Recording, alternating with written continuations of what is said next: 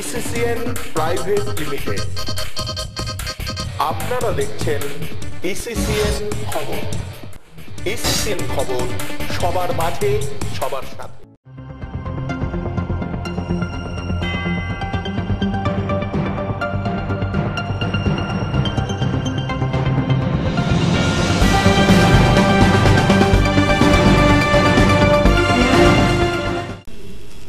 নমস্কার, দেখছেন ইসিসিএন খবর। আপনাদের সাথে আমি রত্না। শুরুতেই হেডলাইন্স।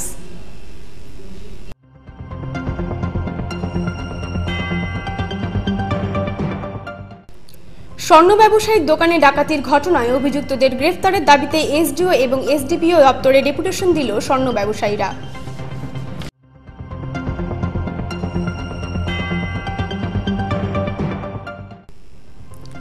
অবৈধ মদ ও গাঁজাসহ 4 জনকে গ্রেফতার করল কোতোয়ালি থানার পুলিশ।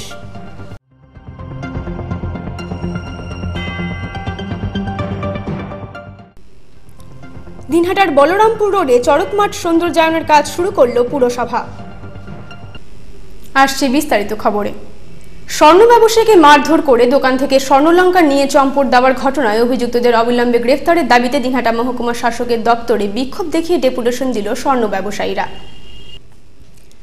দিনহাটার ওকরাবাড়িতে এক স্বর্ণ ব্যবসায়ীকে তার গ্রামের বাড়িতে হাত পা বেঁধে রেখে মারধর করে দোকান থেকে 2 লক্ষাধিক টাকার সোনা ও রূপোর অলংকার নিয়ে চম্পট দেওয়ার ঘটনায় অভিযুক্তদের অবিলম্বে গ্রেফতার করে দৃষ্টান্তমূলক শাস্তির দাবিতে দিনহাটার মহকুমা শাসক ও মহকুমা পুলিশ আধিকারিকের দপ্তরে বিক্ষোভ দেখিয়ে ডেপুটেশন দিল স্বর্ণ ব্যবসায়ীরা। স্বর্ণ ব্যবসায়ীদের সংগঠনের বঙ্গীয় স্বর্ণ শিল্পী সমিতি দিনহাটা শাখার পক্ষ থেকে সোমবার দিনহাটা শহরে মিছিল করার পাশাপাশি মহকুমা শাসক ও পুলিশ আধিকারিকের দপ্তরের বিক্ষোভের পাশাপাশি ডেপুটেশন দেওয়া হয়। সংগঠনের রাজ্য কমিটির কার্যকরী সভাপতি দিনহাটা শাখার সম্পাদক নিখিল কর্মকার, মদন কর্মকার প্রমুখের নেতৃত্বে এদিন এই বিক্ষোভ আন্দোলন সংগঠিত হয়।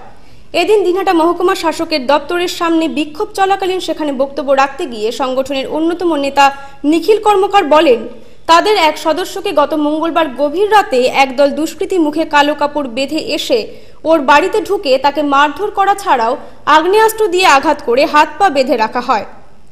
তারপর জোরপূর্বক তার কাছ থেকে দোকানের চাবি নিয়ে গিয়ে তার দোকান থেকে স্বর্ণলঙ্কার, রূপোর অলংকার এবং নগদ টাকা সহ প্রায় 2 লক্ষ টাকার জিনিস নিয়ে চম্পট দেয় দুষ্কৃতীরা। ঘটনার পর 6 দিন কেটে গেলেও দুষ্কৃতীরা এখনও অধরা। এদিন বিক্ষোভ চলাকালীন সংগঠনের পক্ষ থেকে অবিলম্বে এই দুষ্কৃতীদের চিহ্নিত করে গ্রেফতার করা না হলে দুর্বার আন্দোলনে নামারও হুমকি দেন নেতৃত্ব।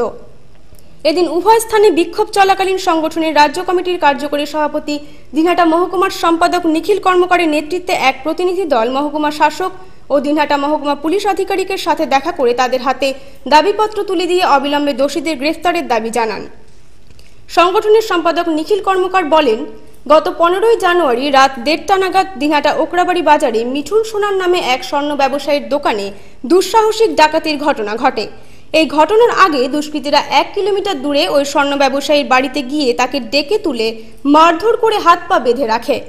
জোরপূর্বক চাবি নিয়ে গিয়ে তার দোকান থেকে জিনিসপত্র লুট করে নিয়ে যায়। ঘটনার পর দিনই ব্যবসায়ীর পরিবারের পক্ষ থেকে পুলিশের লিখিত অভিযোগ জানানো হয়। দুষ্কৃতীদের আক্রমণে ওই স্বর্ণ ব্যবসায়ী বর্তমানে দিনহাটা মহকুমা হাসপাতালে চিকিৎসাধীন। বঙ্গীয় স্বর্ণশিল্পী সমিতি দিনহাটা মহকুমা শাখার পক্ষ থেকে ডাকাতির ঘটনার প্রতিবাদে আন্দোলনকে ঘিরে ব্যাপক আলোড়ন ছড়িয়ে পড়ে। এদিন স্বর্ণশিল্পীরা নিজেদের দোকান বন্ধ রেখে অভিযুক্তদের গ্রেফতারের দাবিতে পুলিশের বিরুদ্ধে প্রতিবাদ আন্দোলনে নামেন। এটা নাকি গত 15 তারিখে ওকরাবাড়িতে দুর্ঘটনা ঘটেছিল, যে আমাদের এক দোকানদার, স্বর্ণশিল্পীর দোকানদারের দোকান লুট করে নিল। তাকে বাড়িতে বেঁধে রেখে দুষ্কৃতীরা দোকানের চাবি নিয়ে গিয়ে দোকান খুলে সব লুটপাট করে নিয়ে গেলো। তারই পরিপ্রেক্ষিতে আমরা আজকে এসডিও সাহেব এবং এসডিপিও সাহেবের কাছে আমরা ডেপুটেশন দিলাম।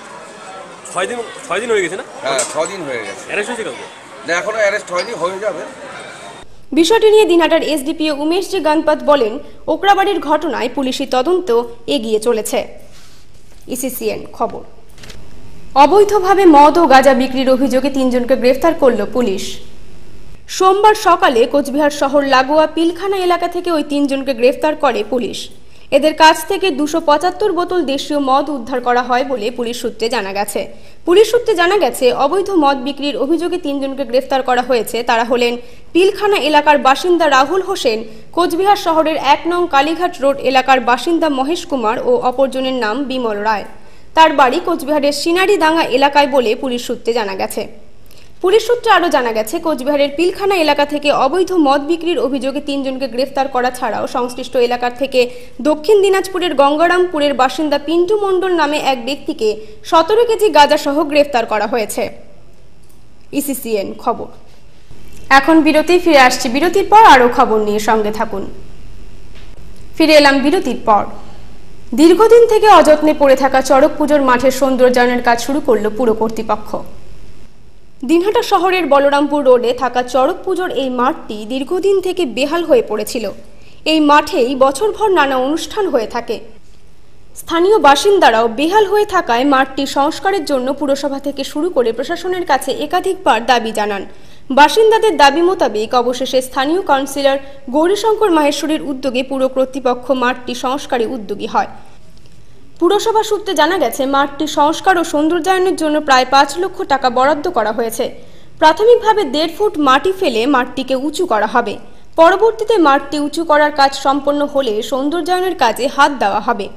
শহরের গুরুত্বপূর্ণ মাঠটি সংস্কারে পুর কর্তৃপক্ষ উদ্যোগী হওয়ায় খুশি স্থানীয় এলাকার বাসিন্দাদের পাশাপাশি দুর্গাপুজো কমিটি, চড়ক পুজো কমিটির সদস্যরাও।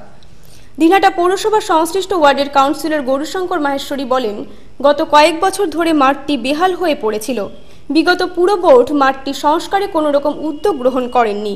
সামান্য বৃষ্টিতেই মাঠে হাঁটু জল দাঁড়িয়ে যায়। তিনি বলেন, সংশ্লিষ্ট এলাকার বাসিন্দাদের পাশাপাশি পুজো কমিটিগুলোর পক্ষ থেকেও মাঠটি সংস্কারে তার কাছে দাবি জানানো হয়। পুরপ্রধান বিধায়ক উদয়ন গুহ মাঠের বেহাল অবস্থা নিজের সরজমিনে দেখার পর বোর্ড মিটিংয়ের সিদ্ধান্ত নিয়ে মাঠটি সংস্কারে হাত দেওয়া হয়।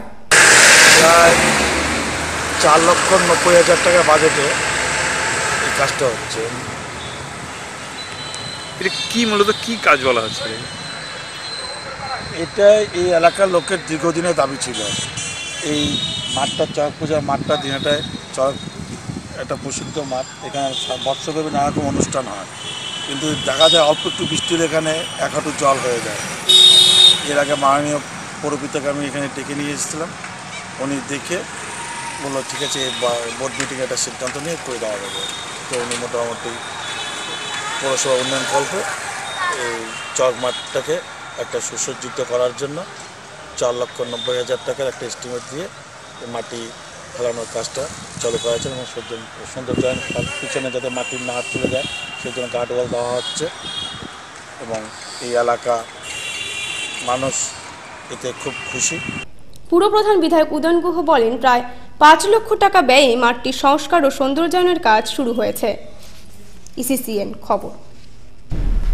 অবৈধভাবে মদ পাচারের অভিযোগে এক ব্যক্তিকে গ্রেফতার করল কোচবিহার কোতোয়ালি থানার পুলিশ। রবিবার রাতে কোতোয়ালি থানার আইসি সৌম্যজিৎ রায়ের নেতৃত্বে পুলিশ কোচবিহারের দাওয়াগুড়ি এলাকায় অভিযান চালিয়ে বিরাট পরিমাণ মদের বোতল সহ ওই ব্যক্তিকে গ্রেফতার করে। ওই ব্যক্তির নাম বাবুল সরকার বলে পুলিশ সূত্রে জানা গেছে। তার বাড়ি কোচবিহারের ধারাগুড়ির খড়খড়িয়া এলাকায়। পুলিশ সূত্রে জানা গেছে, দাওয়াগুড়ি এলাকায় ওই ব্যক্তি বেশ কিছুদিন ধরেই অবৈধভাবে মদ বিক্রি করে আসছিল। এদিন হাতে নাতে তাকে মদসহ গ্রেফতার করা হয়। ইসিসিএন খবর। ইসিসিএন খবর এখনকার মতো শেষ হলো। দেখতে থাকুন ইসিসিএন খবর, সবার মাঝে সবার সাথে।